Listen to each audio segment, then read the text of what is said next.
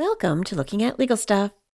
Today we have a small claims hearing with a man who is suing his ex for $8,000 after he says she screwed him out of any equity in the house that was purchased during their intimate committed relationship, and he wants reimbursement for the work he did to the home, including building a fence. His ex says she gave him everything he asked for when they split, but he also sent her text messages stating he didn't want anything and to throw away any of the stuff she still had. She also doesn't feel he has any claim on the equity of the house, which is solely in her name. She says she supported him through years of unemployment, and she helped him get back on his feet after they split, and that should be enough. Does the judge think he's owed any money after their breakup? Let's find out. Neither party has any questions. Let's go ahead and begin. Do either of you have questions? No. I'm good, thank you.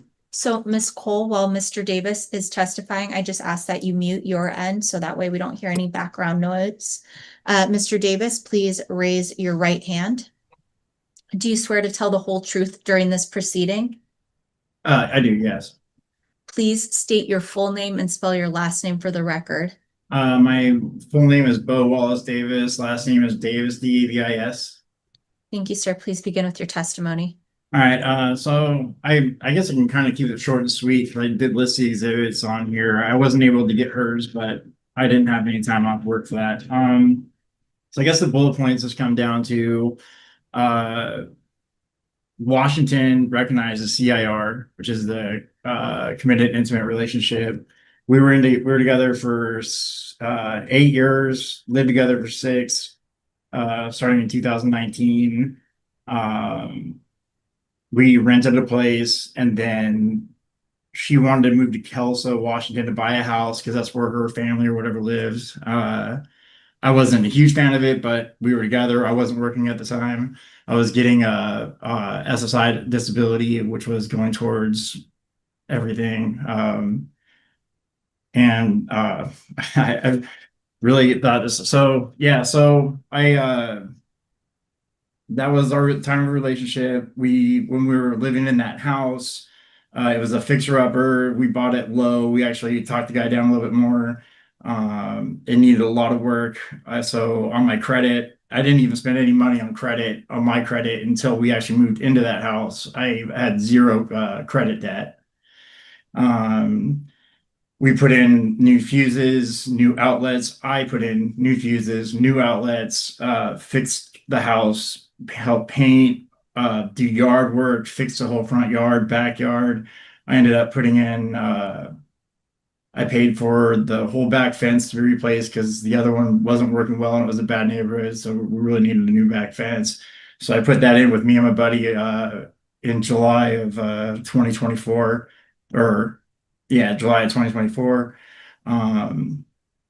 So ultimately, when I moved, or when she decided that she wanted to split up with me on March 6th of 25, I told her that I was like, well, we're gonna have to split everything because that would be what was fair, because everything that was in that house was accrued between both of us. And when I moved out, the only things that I took, because like I said, I asked her that we needed to sell some stuff. Nothing ever got sold. I took the stuff that I came into the relationship with, my computer desk, computer, bed, that kind of stuff. And the only thing that I took that we accrued together was a handful of tools. I took a Sawzall, a dremmer tool, and a couple other tools, left the dishes, utilities, everything there, because she has kids. I wasn't trying to cripple her from that. I didn't want her to be in a rut on that. So then I paid her rent from March of 25 to June of 25 when I moved out. I lived in my car for a month because I didn't have any money. I started working. And then when I moved to this place here, it cost me like, I think it was like $4,000 to move in. I hit her up and talked to her on July 13th. And when I finally got my stuff out of her house, because I was concerned that she wasn't going to give it to me if I said that I was going to take her to court prior. So I asked her, I said, hey, I think it was July 20, it was in July. I asked her for, that's one of the exhibits here. I asked her for $2,250 to not go to court and just settle it out of court. And I gave her 15 days. She told me no. And after that 15 days went, I took the day off of work, filed the paperwork, to Alright. go to court. What's that? So, Mr. Davis, let me just interrupt for a hot second. I Sure. apologize. If you are asking for $2,250, which is half, just to avoid the hassle of it how all of a sudden are you at $8,000 at the Well, claims? I started doing my research, and the equity in the house from the day that we moved in to the day that I moved out went up And- 59,000. Okay. So equity, are you on the title of the house? I'm not. Okay, so she purchased the house then under her name. We did, yeah, but it's in her name, yes. She purchased it, she has the title, and your equity, you believe, is based on the labor you put into the house. My equity is based on the Washington law or the Washington CIR that if it's found that two people are in a committed intimate relationship, in a marriage-like relationship, when two people are not legally married, Washington recognizes a CIR and the division of property. There's a lot of factors that go into a CIR, and I can go ahead and start asking you all those questions, be able to make a determination on that. But first, I need to know, you're not on the house title. What was your, where were you employed from 2019 to 2025? From 2019 from 2019 to August, the end of August 2019, I was employed with Ness Campbell Crane, and then I had to get in stage 3 cancer.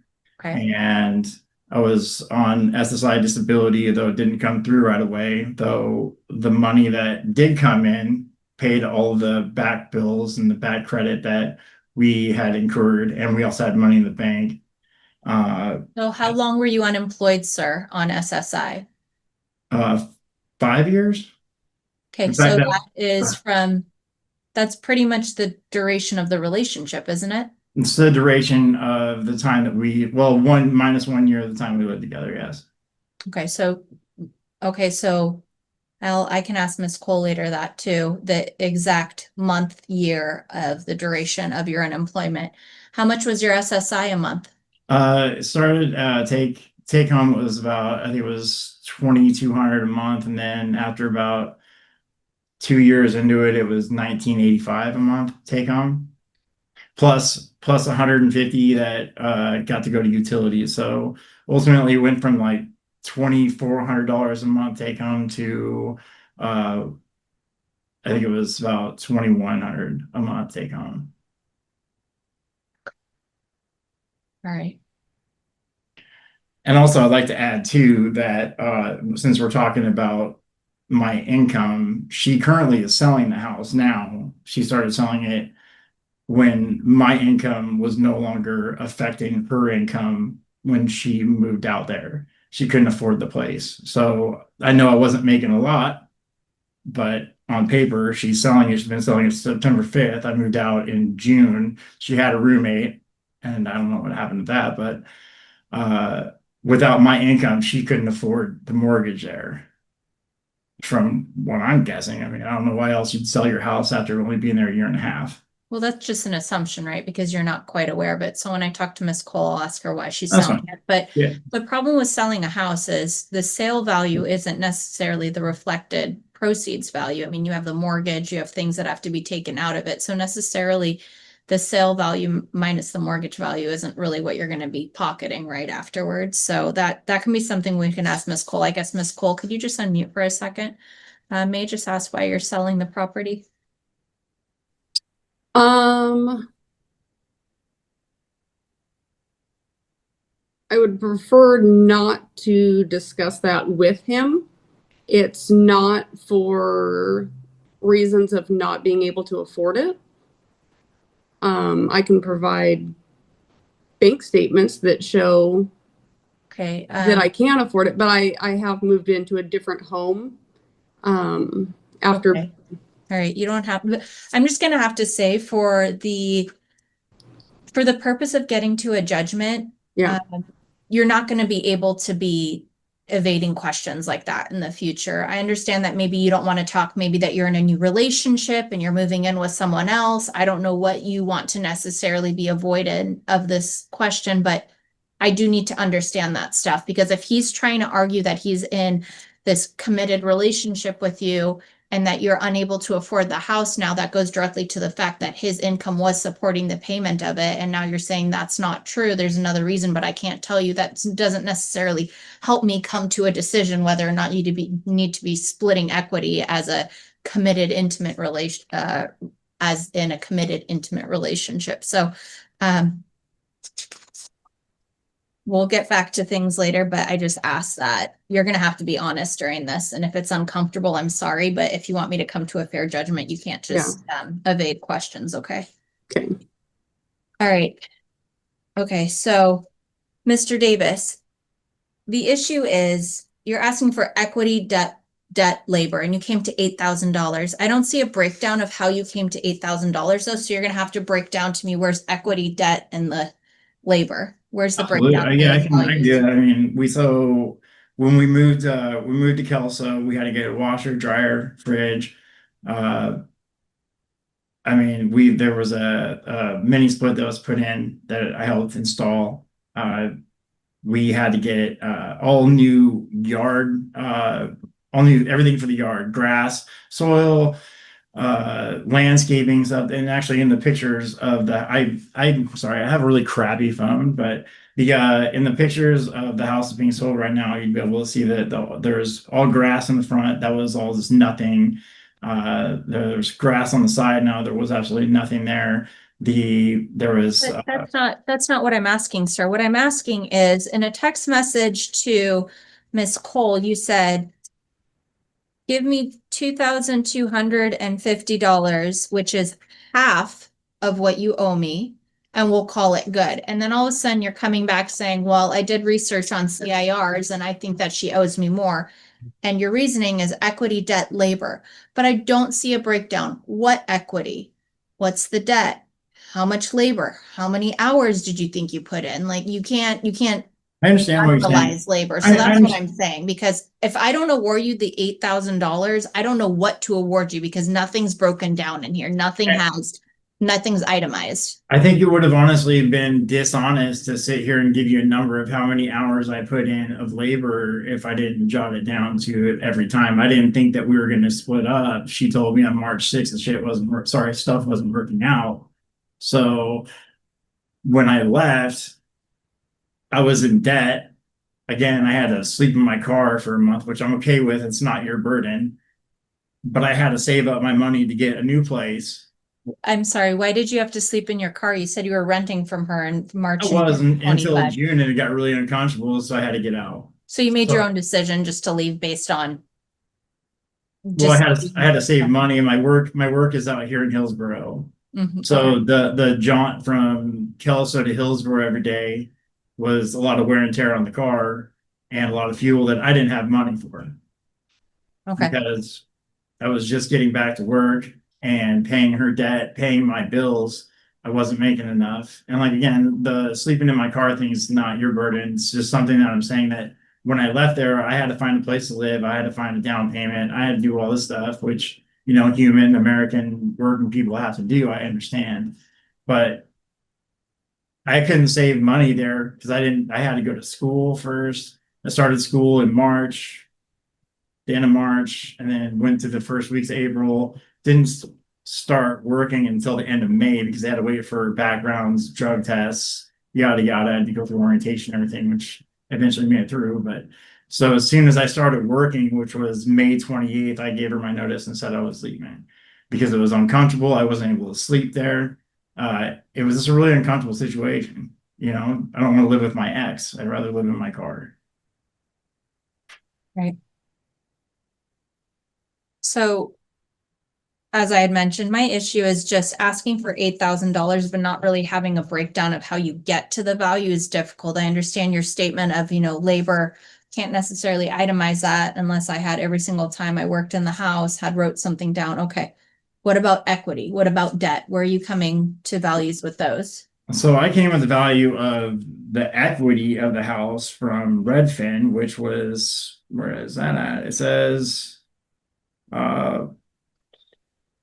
that's number C or letter C. Sorry, I got off work. I had a haul butt home. So in June of this year, the house was up 58,000 from when we moved, I guess we can't say we bought it.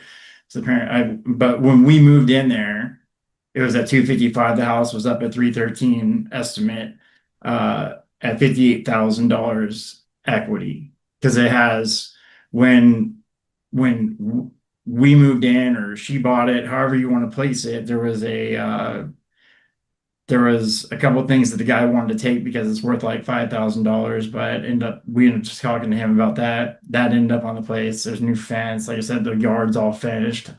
And that came from me. She was working. I was taking care of the house because I wasn't working at the time.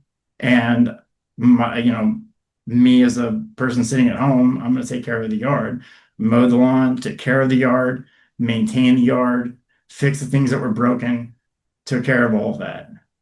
That's where I find my labor and my time, and what went into the house going up in equity was all that. If we wouldn't have put any money into it, wouldn't be worth anything. It was worth less than it was worth 255 in February. It has nothing to do with like the prices of the houses around them. Well, They yes, it haven't is, really sir. got Actually, anything. the cost of a house is very market dependent. It's dependent on how many houses are for sale in the surrounding area. It's dependent on what the prices were of the houses that sold around you in the area. It's not to say that any labor or any changes you put into the house don't affect it, but you cannot say that specifically the work you did rose the price of the house by $58,000. I was using an example. I I'm also just put in there saying the that's not that you can't use that value, sir. And the issue is the difference in price, while there is a rise in price, isn't necessarily correlating to how much money Miss Cole may get from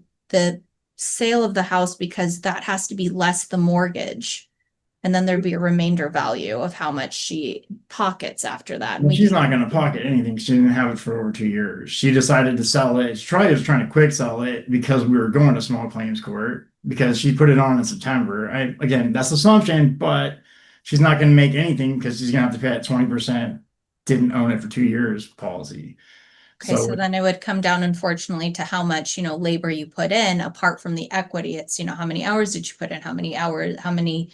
What's the cost per hour that you're trying to charge for? And I know that you said that you didn't itemize that. It's just sort of a hard thing to put a global umbrella on labor, because also labor could be what just homeowners would do around their house. I mean, mow their lawn, take care of stuff. And that's what's a little bit difficult, because if you guys are in this relationship, especially a committed, intimate relationship, the flip side of you asking to be paid for your labor is no. If you're arguing that you're in a CIR, then you should be doing that stuff being in a relationship, and you shouldn't have to be reimbursed for that, because that's just something that people in a relationship do. They take care of the house they're in together. I woke up on March 6th and I asked her if everything was good, and she said no. So she just ditched me and was like, "I'll sell the stuff then." And that was it. So, I mean, this wasn't like I was cheating or domestic violence or anything like that. I said I was going back to work, and then all of a sudden things weren't working out. So I don't know if that factors into what you're talking about, but that's what happened. I started getting off of my pain meds, my physical therapist or my pain therapist guy told me, he said, "Hey, start on this stuff." So before I did that, I had talked to her and said, "Hey, things get weird, let me know, because it's supposed to be kind of a weird drug. It's like, things are getting weird, let me know so I can get off of them." And she didn't say anything about it. And then one day, like 2 weeks later or a week and a half later, all of a sudden things aren't working out anymore. Because I want to go back to work or whatever. No one's there to take care of her kids when she goes out to hang out or whatever it is. I don't know. That's, again, I'm not assuming anything. I'm just saying that the timeline of it seems pretty fickle. She kept everything. I got what I brought into our relationship in like 2019, the computer that I had before we moved in. Did you not get stocks split and stuff like Oh that? yeah. So when I got my SSI, finally, there was some stock that I wanted to get into, so I was reading into it, and I had talked with her about it because she was my significant other, and I said, "Let's buy these stocks." So we put some money in the stocks coming from that SSI, and then when I needed the money, we kept it in there until things didn't work out for us. And then when I sent her a text saying, "Hey, we need to sell that stock," and she goes, "I get to keep half, right?" And I was like, "Well, you keep what you think it's fair." It's exactly what I said. "Keep what you think is fair." Well, she took half. I mean, I thought that would set a precedent. I mean, she thinks that she can keep half of my stuff. She doesn't have to sell any of her stuff to give me half of it. She doesn't have to sell any of the stuff that we got together and give me any of it. Nothing. I got nothing out of anything. She broke up with me, I wasn't cheating on her, no domestic violence, still taking care of the kids, still doing my stuff. She kicks me, she's done with me. And then I get nothing. She gets everything. And then when I need that money from the stock, she takes half. I mean, Well, wouldn't that be wouldn't you just split stock by half? I mean, if you both were contributing to it. she didn't contribute to it So then why didn't you just take all of it? because she asked me for half. Because I was setting a precedent. I was letting her say I want half. So I was like, there you go. I mean, and I have it in writing that she wanted half. No, I see those text messages. I feel that if you had thought that it was yours, when you just be like, no, I want it all. It's mine. I'm the only one who contributed. Because I don't know. I mean, I guess I'm seeing it from a different perspective than everybody else in this room.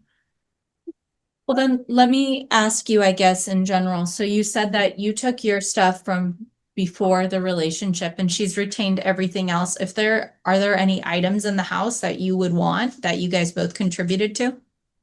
I told her we should sell half for everything.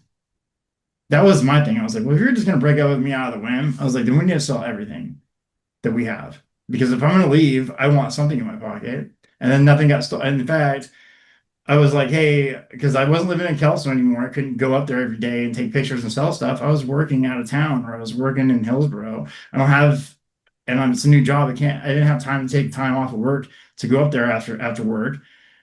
She didn't sell anything, or maybe she sold all my stuff. I don't know. But I had a Traeger there still. I had a Weber. I had all kinds of stuff that I don't have it anymore. I live in an apartment. I couldn't use it, but she didn't sell it. She did something with it because she doesn't live there anymore. Second, I'm So looking at defendant's exhibits. I'm pretty sure I saw text messages where you said that she could keep all that stuff. I don't know. I don't have those either because I could never make it to the courthouse in time without taking a Well, day. if I find it, let me read into it because I sure. just think that that's important and just try to find it because she has submitted quite a few It's exhibits. my exhibit 8. I just have to figure out where exhibit 8 is. So they're not quite. A second. A little bit hard to see some of these. Let me just. Okay, so now I'm on exhibit 7. I'm almost there. Exhibit 8. All right, this is from you, Mr. Davis. It's just text messages and it says, I don't see the date on this. I was about but to say because I know she's deleted some of mine too. Can I look up the same date? Because I've never deleted any of I hers. don't have the date. Do you have the date, Ms. Cole, that you can state really quickly? I just have one big text message and it says, it's all about Team Davis at this point. I guess it is a good thing we didn't get married. Then there would be a whole thing about everything. We split stuff very easily. I put the stuff I want to keep in the corner with my dad's TV, which we can throw away unless you want it in your room. Your TV is going out. But everything else you can keep, sell, or dump run. I'll help with dump run costs as well as it's my expletive too. Just let me know what you want to do. I don't want any money from anything. The big Weber and Traeger you can keep, sell, trash as well. I just want the OG Weber. I've thought about this a lot. This stuff in the den I want to keep for the most part. Signs, my S, expletive, etc. I pack light. I also went through the box. I don't see. It looks like that's cut off after that. Or I just don't, maybe I don't see.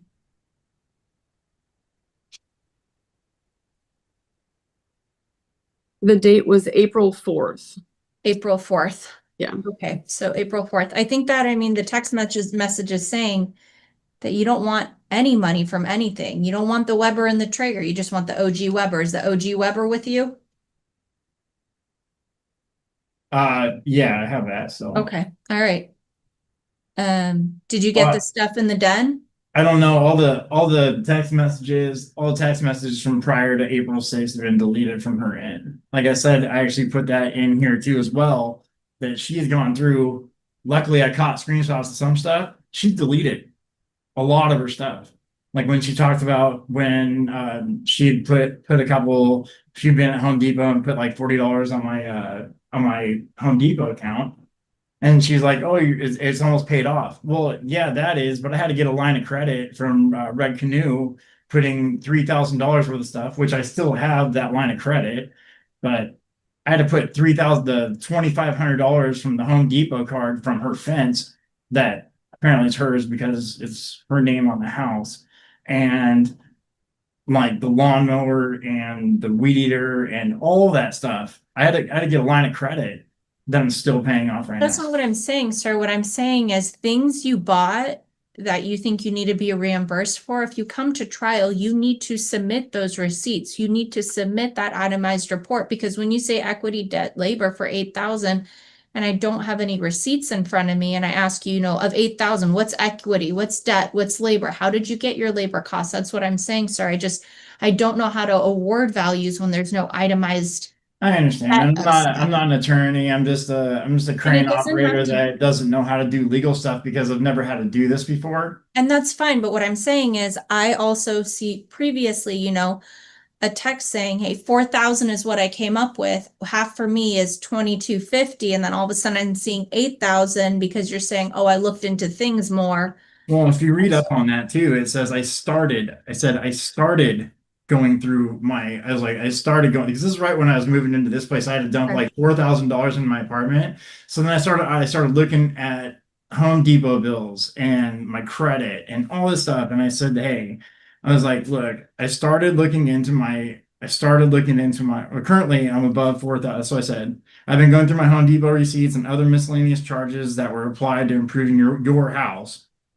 Currently, I'm above $4,000. I don't want to charge you that much unless I have to take you to court. That was me saying, look, I don't want to do that. I don't like, I've taken 3 days off of work. That's $800, $900 just from off of work to do this. But this is Right. only an hour trial. Why did you take 3 days off work? Because I'm in construction, you can't just take an hour in the middle of the day off of work. Okay. Because I'm 50% of the crew. There's two people. There's an oiler and an operator, and if one of us doesn't show up or gone for an hour, then Okay. Sir, Yeah. so it says here, I pulled out a line of credit for 3K from Red Canoe and consolidated it.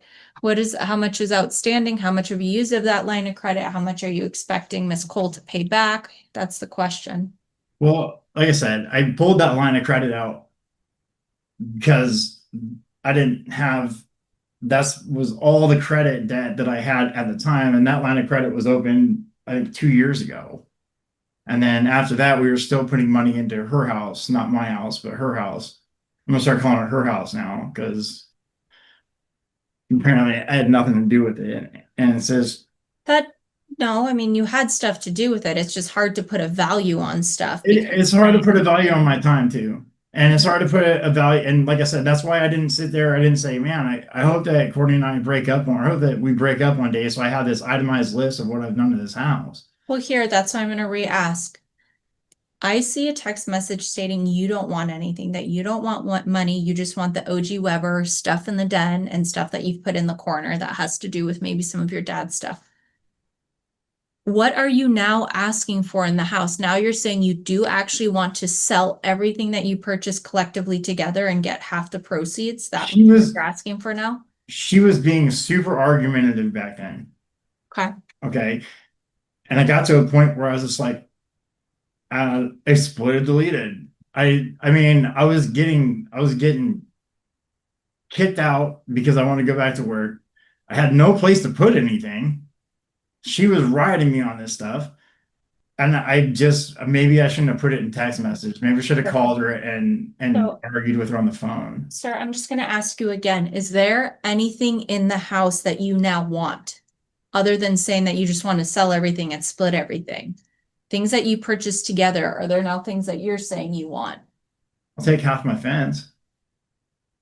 Okay, how much was the cost of the fence? Well, no, I mean, I'll take the full cost. That was mine. I paid for that. The full cost was like $2,250, right? $2,300. I can get the Home Depot receipt on it. Yeah, well, we're at trial, sir, so. I understand, but that's what I'm saying. Like, I had a $4,000 debt at Home Depot, and I know for a fact that that fence with everything, all the hardware and everything, cost me like it was $2,300.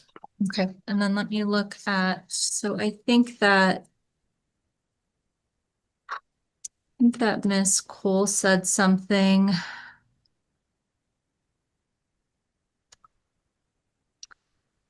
Later that month, as Bo and I had been discussing, him and his friend tore down the fence in the backyard and built a new one. He requested to have the tools and materials charged to his Home Depot card to help build his credit. I believe the total cost was around $1,100 and took him and his friend less than a day to complete. This was done at a less than professional level. There were several warped, crooked, and cracked boards. And then it says, while living in the home, Bo used the fence as a urinal, further damaging the wood.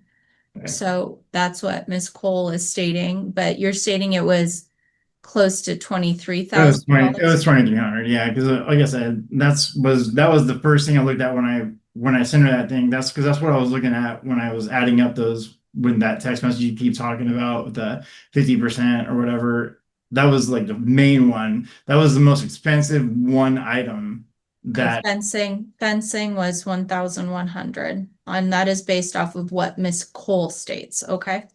So 1,100 is what she's stating. And the issue is Ms. Cole also states that she's not quite sure who made the down payment on the house because when I was purchasing my house, I was required to pay $1,000 in escrow. With having his disability direct deposited into my account, it's hard to say whose money went towards that specific purchase since the money came from a joint bank account. Considering the amount of money that was returned back to him each month and the amount of money that I contributed towards the monthly household bills and his half of those said bills, I'm apt to lean more towards the money that was used for that was mine. She's not quite sure. So then there's a $1,000 escrow. there's also a $1,595 security deposit that went into the the house that we lived in prior that I paid for. When I was working, I paid for that security deposit and the first month rent at that place. And then I was paying rent and she was paying the bills until I got sick. So $1,595, I got a full deposit back on that. It went into her account because the rent was coming out of her payment. So $1,595, her escrow. Okay. I know that I mean that could be traced right back to her too, that $1,595 deposit. All right. All right, sir. No problem. I'm not mad. I wish I would have had known a way to get better prepared for this, but again, I didn't even want to do this. Do you have anything additional, sir? Or do you wish to Good. offer any testimony from anyone additional? No, Anyone I'm else, all right. sir? Okay. All right, sir, if you could please, we're gonna have Ms. Cole speak now. So Ms. Cole, raise your right hand, please. Do you swear to tell the whole truth during this proceeding? Yes. Please state your full name and spell your last name for the record. Courtney Lee Cole, Cole. All right, ma'am, please begin with your testimony. With being served and having the only knowledge of what I'm being sued for was debt, equity, labor with no additional details, I did submit kind of a lengthy testimony to try to cover all the bases of what I was anticipating him asking for. Keeping it, I guess, factual and now hearing what he's asking for.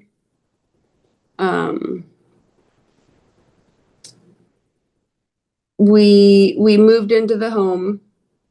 There were small things. He did replace, a couple electrical outlets. We both worked on the yard. A lot of those things were put on, when we first moved in, all of that was put on my Home Depot card. like he had stated, I am the only one on the title of the home. When I'll say we decided to put up the fence, he did request that the money be put on his Home Depot card to build his credit because he hadn't worked since 2019. He didn't have anything.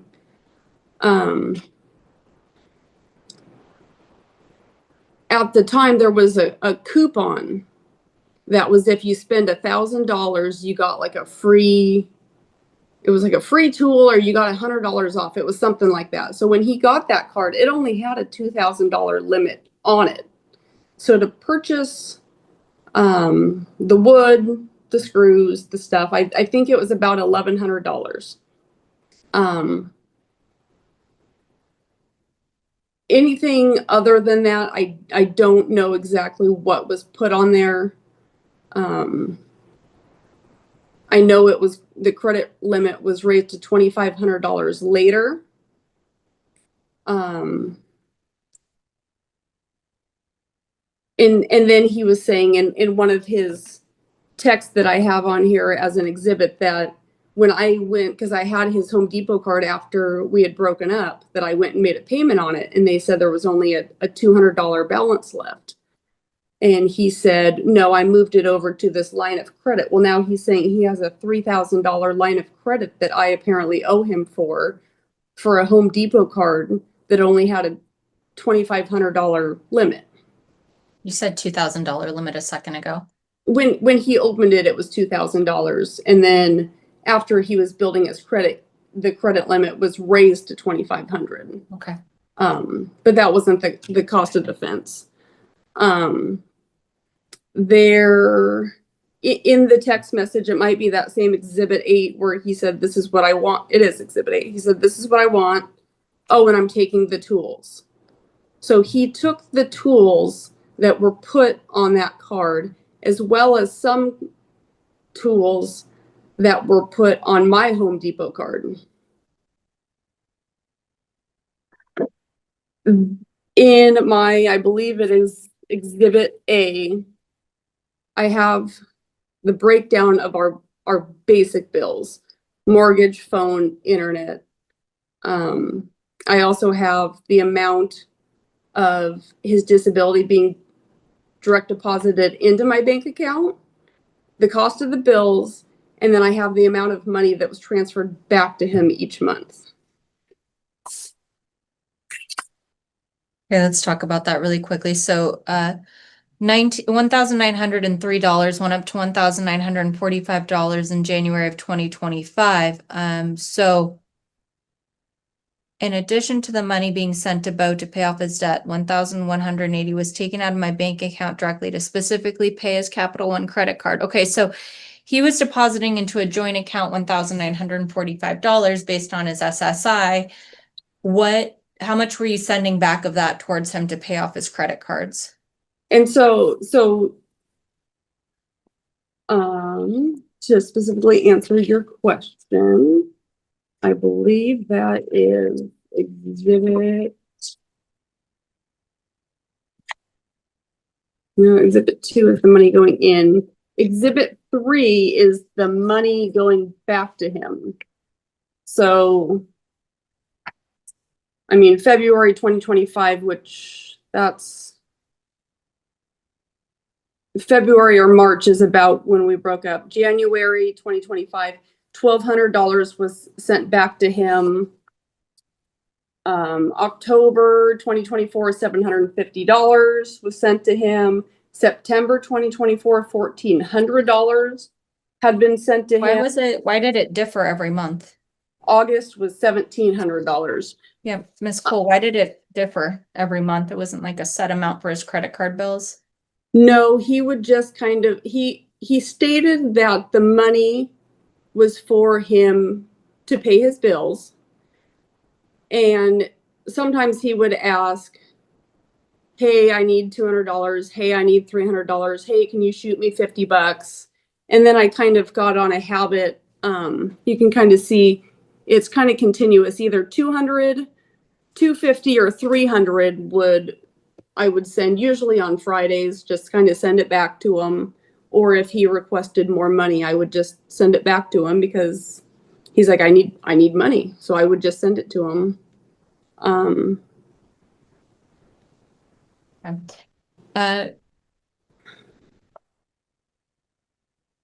Do you believe that Mr. Davis deserves to be repaid for the fence? No, not if you take into consideration the amount of support and monetary towards bills that I've provided him through the years. I also put on there in my exhibits, I had a health savings account after we broke up that I gave him $400 out of, and I kept $200. I didn't have to give him my health savings account, but I gave that to him. I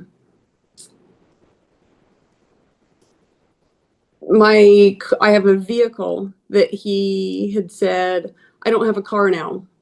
And we got a letter notarized. I said, if you want to take over the payments, you can keep the car. And when it's paid off, I'll send the title to you. As he stated, after we broke up, I have like a small, not quite a mother-in-law shed house in my backyard that's got a toilet, a sink. It's a small living quarters. And he got to live there for the amount of $200 a month for about 4 or 5 months while he, was looking for work, trying to, get back on his feet. I've never tried to screw him over. I'm not trying to take advantage of him. Also, I think it was that Exhibit 8. Well, so he had stated that I deleted text messages. I also have missing text messages. At that time, I moved my phone over to my own plan. And I think when I moved that phone, it deleted all of the prior text messages because I had the texts where he was like, I would like to put this on my card for the equity, as well as several other texts, but the in question about selling everything, I had said, make an itemized list of what you would like to sell. And he's like, and I remember specifically, I go find it. So we walked out there. He goes, I can't find it now. And I said, okay, send it to me. And he never sent me the list of what he would like to split, what he wanted. In that text, he said, I don't care what you do with it. Sell it, trash it, whatever.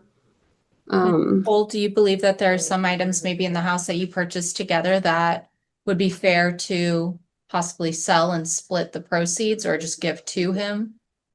I had asked, because there was some things that I didn't care about, and Christmas lights, decorations specifically, and he goes, I don't have anywhere to put it. I don't have anywhere. And I said, okay, well, make a list and let me know what you think they're worth, and we can sell them and go from there. And he never provided me that list. And then he sent me that text that said, sell, trash. I don't care what you do with these. So a lot of that stuff I did trash. Okay, how about not just the Christmas lights, or is there like furniture or something maybe more tangible that? The couches were a gift from my mom. The bed was put on my credit card. He took his bed. There's a washer and dryer that we purchased off of Marketplace. I think it was like $200. Okay, all right. So what is happening with the car? Is he still making payments on the car? Is he driving it? Yeah. Okay. Right, and he took over insurance and stuff like that? It's because there's a loan with Giza Credit Union in my name, and so the insurance is in my name. And so in our notarized letter, he has until I think the 10th of every month to give me the money for the car payment and the insurance. And I make those payments and send him screenshots that those payments have been made. Okay. Okay. I'm gonna ask this question again. I feel like you can state it in a way that doesn't have to give away anything private. Are you selling the house to move into a different house with just a different house? Yes. Okay. Would you be able to make the payments without his assistance from SSI? Yes. Okay.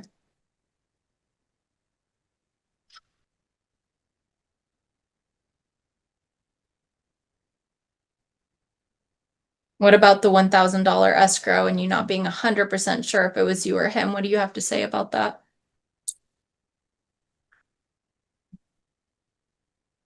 I mean, I would just go back to kind of splitting hairs over the years. The amount of money that I paid towards our daily bills, I feel like in the long run, I've repaid that $1,000 debt. All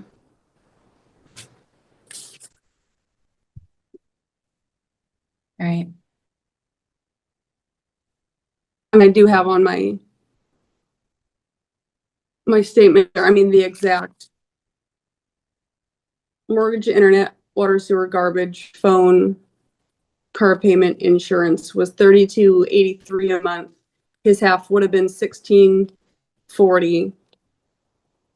And then with that $1,900 that he normally gets and about $1,000 going back to him each month, he was really only contributing about $640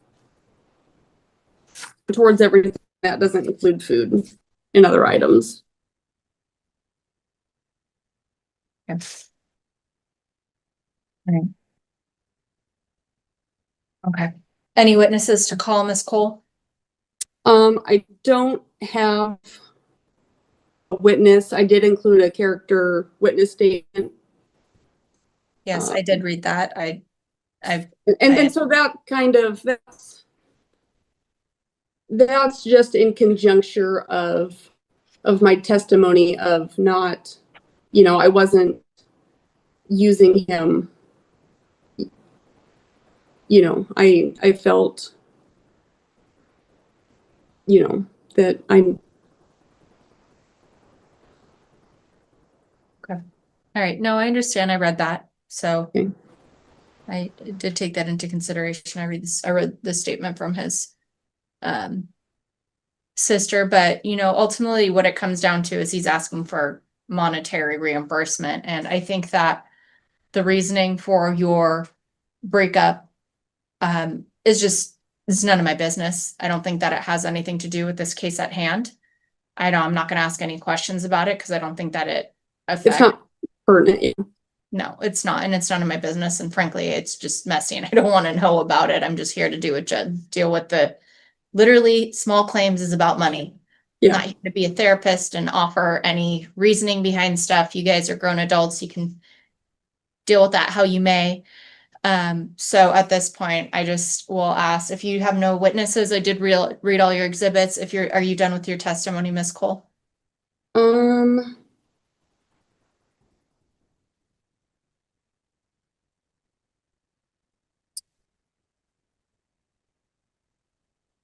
I guess I will just say, I thought it was my understanding that CIR assets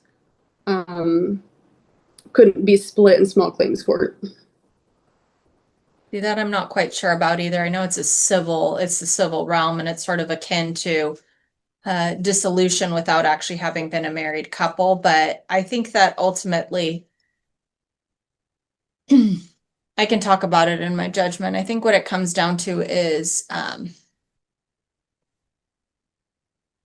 not quite sure what unjust enrichment there necessarily is. So I will just talk about that later. So I'll talk about that in a second. But first, if you are done, Ms. Cole, I just want to make sure that you have the time to get everything out that you needed to say. And if you are done, then we're just going to go to Mr. Davis to allow him to sort of have a final say as a plaintiff, and then I'll go ahead and offer my judgment. Yeah. Okay. All right. Thank you. So, Mr. Davis, is there anything that you wish to add to this discussion that hasn't been said before? Any rebuttals that you would like to make? Well, she did talk about $1,100 a month that went to credit card bills, which I don't even now having more credit, I don't have $1,100 a month of credit card bills. $160 a month came on my health benefits. That went straight to our electric bill every month. It just, as soon as it was in there, it's 160. She said I was only paying like X amount or whatever, but she didn't mention that $160. So you can tack that onto the $700 that went into whatever a month. So that's $840. And when I was renting the place, I was paying her $200 a month and still paying I was paying that money was going towards, I can't remember if it was going towards the phone bill or the electric bill, or I can't, but it was going towards the bill to the house, even when I was still renting, like when I was moving out. The health savings account that she talked about, use that at all this year. She did allow me to pay a United Health bill off that was like $200, like back in like November or October of last year, but I haven't touched any of her stuff this year. As far as the vehicle goes, the down payment to that vehicle came from my SSI disability because her car that she had was unreliable. So she was using my car to go to work. And so we sold her car, and then she used the money that I got from my SSI disability. I think she put like $2,000 down on that car. That was my money. I mean, I guess if we're not a married couple, I guess what's mine is mine and hers is hers, what I'm understanding.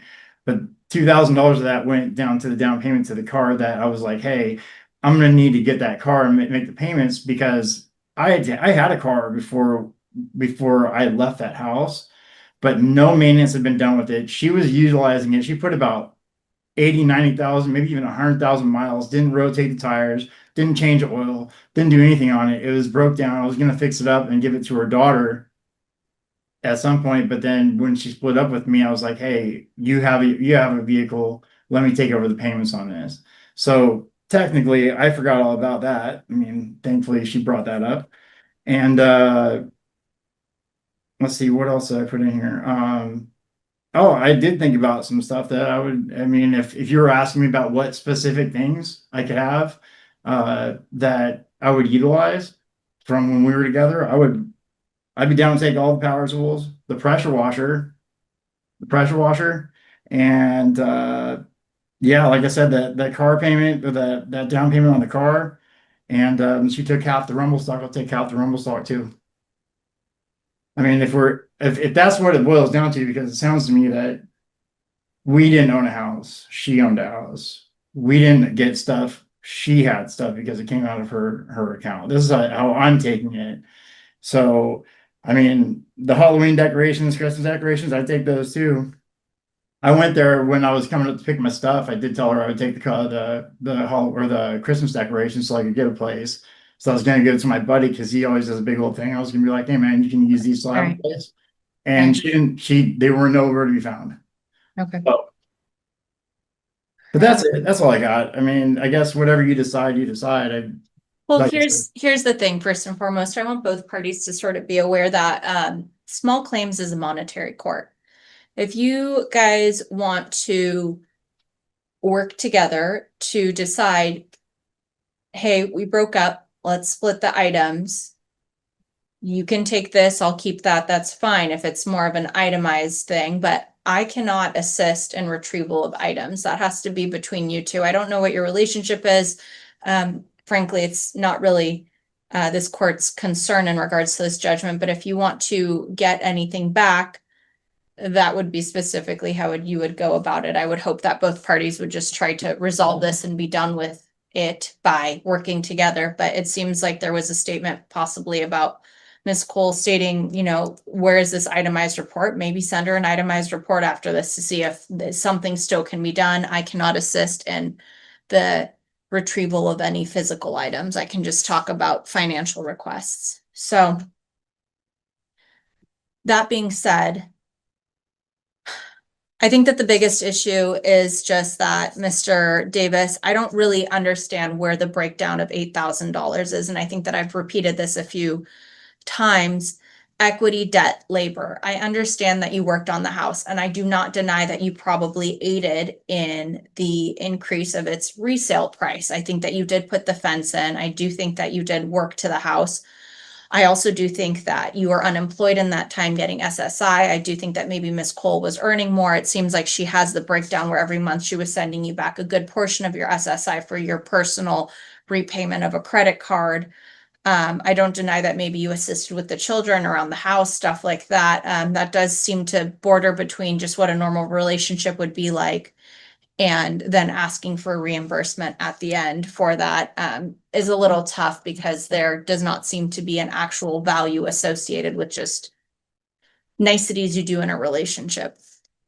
You did bring up the CIR, which is a committed intimate relationship. I have reviewed it. I do know about that. And I think that what it comes down to is it's defined as a stable marital-like relationship where both parties cohabit with knowledge that a lawful marriage between them does not exist. It evolved to protect unmarried couples who acquire property during their relationship so that one party is not unjustly enriched at the end of such a relationship. What it comes down to is, sir, Miss Cole did provide text messages where you state, I don't want anything. I just want this OG Weber. I just want some stuff from the den that has to do with signage. And I want, some stuff that I put in the corner.